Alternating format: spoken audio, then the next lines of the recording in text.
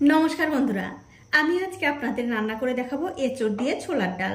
तो एचोड़ दिए छोलार डाल रान्ना करार जोन्नो एखाने आमी अर्धेकटा एचोड़ केटे धुए परिष्कार करे नियेछि। एखन एई एचोड़ आमी सेদ্ধ करे नेब। तार जोन्नो एकटा प्रेसार कुकारे एकटुखानि जल दियेछि। जलेर मध्ये दिये दिलाम परिमाण मतो नुन और सामान्य एकटु हलुदेर गुঁড়ো। एबारे नुन और हलुदेर गुঁড়োटा जलेर संगे भालो करे मिशिये दिये एर मध्ये दिये दिচ্ছি आगे थेके केटे राखा एचोड़।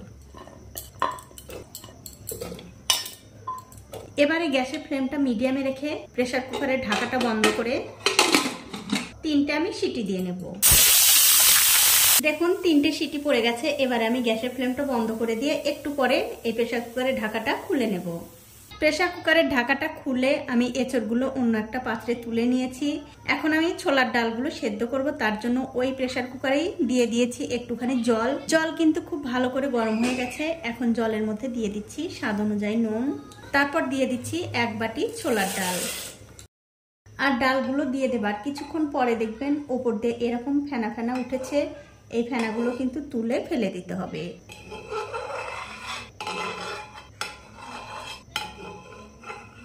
দেখুন ডালের মধ্যে থেকে ফেনাগুলো তুলে ফেলে দিয়ে কিন্তু আমি ডালটা খুব পরিষ্কার করে নিয়েছি।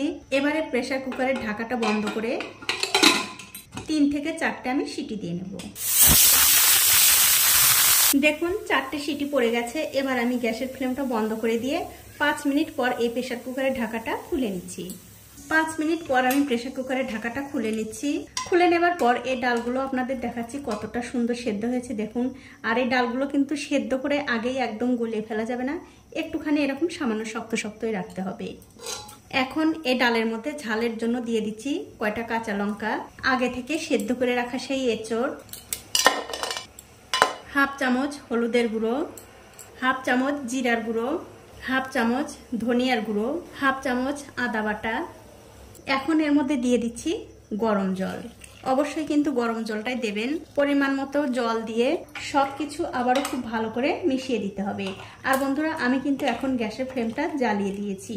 এবারে এই ডালটা আমি 5 থেকে 7 মিনিট খুব ভালো করে রান্না করে নেব। দেখুন এই ডাল কিন্তু আমি 7 মিনিট সময় ধরে খুব ভালো করে রান্না করে নিয়েছি। এখন আমি এই ডালে ফোড়ন দেব। তার জন্য একটা কড়াইতে দিয়ে দিচ্ছি একটু সাদা তেল। তেলটা যখন একটু ভালো করে গরম হয়ে যাবে তখন এর মধ্যে দিতে হবে 2টো শুকনো লঙ্কা, 2টো তেজপাতা, 1 চামচ গোটা জিরা, তার সাথে দিতে হবে একটু গরম মশলা। যেমন এখানে আছে 3টে দারচিনি, 3টে সাদা এলাচ আর 3-4টে লবঙ্গ দিয়ে দিলাম। এখন এই ফোড়নগুলো তেলের সঙ্গে একটুখানি ভেজে নিতে হবে। যখন দেখবেন ফোড়ন থেকে খুব সুন্দর একটা মিষ্টি গন্ধ বেরোচ্ছে তখন এর মধ্যে দিয়ে দিতে হবে আগে থেকে সেদ্ধ করে রাখা ডাল।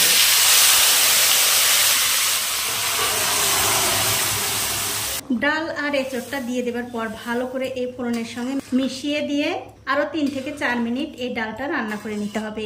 আর এই ডালের মধ্যে বন্ধুরা খুব একটা ঝোলের পরিমাণ বেশি রাখবেন না, তাহলে কিন্তু খেতে ভালো লাগবে না।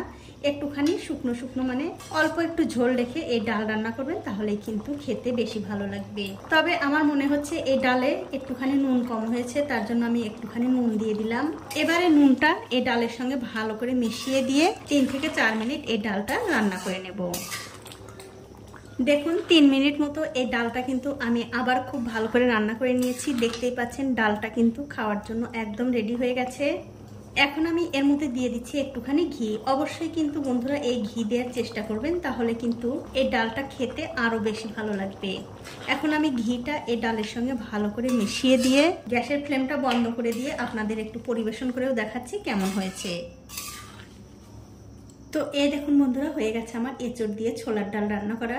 এইভাবে ছোলার ডাল রান্না করে কিন্তু আপনারা গরম ভাত, রুটি, লুচি, পরোটা সব কিছুর সঙ্গে খেতে পারেন। খেতে কিন্তু দুর্দান্ত হয়। তো বন্ধুরা আমার আজকের এই রেসিপিটা আপনাদের কেমন লেগেছে? যদি ভালো লেগেই থাকে অবশ্যই একটা লাইক, কমেন্ট আর শেয়ার করতে ভুলবেন না।